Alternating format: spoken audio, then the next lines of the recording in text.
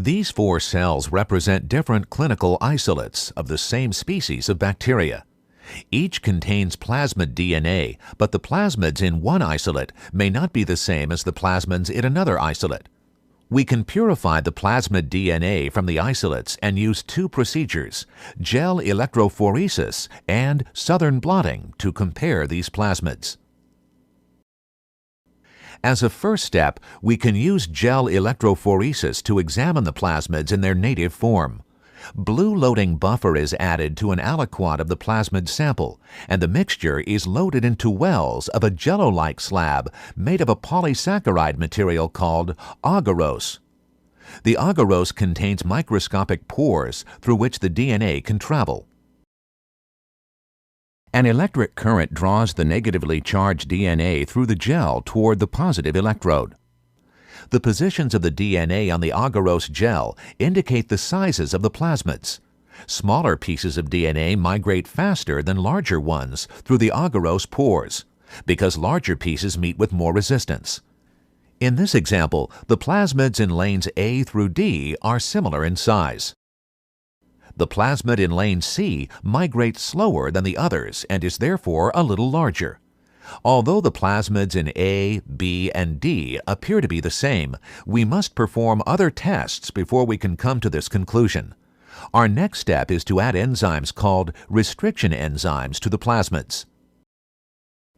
An example of a restriction enzyme is EcoR1.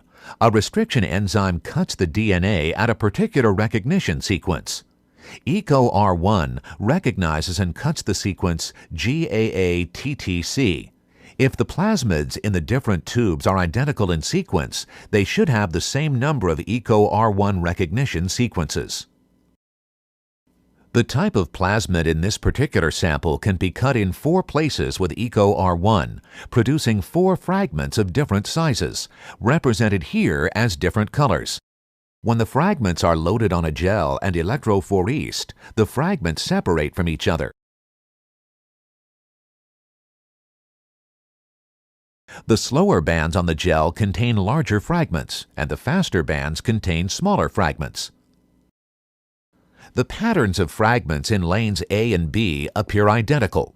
On the other hand, the patterns of fragments in lanes C and D appear unique.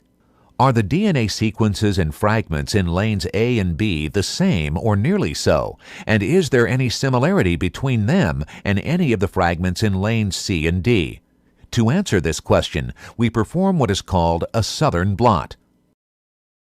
An apparatus is set up to transfer the DNA in the gel onto a solid support, such as nitrocellulose paper. The gel is placed on top of a sponge soaking in an alkaline solution. Nitrocellulose paper is placed on top of the gel, and a stack of paper towels is added on top of the nitrocellulose. The solution is drawn up the stack. The DNA denatures in the alkaline solution as it's carried up the stack. The DNA stops traveling when it reaches the nitrocellulose. If we could see the DNA on the nitrocellulose paper, it would show the same pattern of DNA bands as existed on the agarose gel. We place the nitrocellulose paper into a plastic bag and add a solution containing a radioactive single-stranded DNA called a probe. In this case, the probe consists of all the fragments from plasmid A. During an incubation period, the probe anneals to complementary sequences, forming base pairs with the DNA in some of the bands on the paper. The excess probe is washed off. The only probe that remains on the nitrocellulose paper is the probe that has annealed to complementary DNA on the paper. After the probe is washed off, the paper is overlaid with X-ray film. The film and nitrocellulose are kept in the dark for a period of time, and then the researcher develops the film.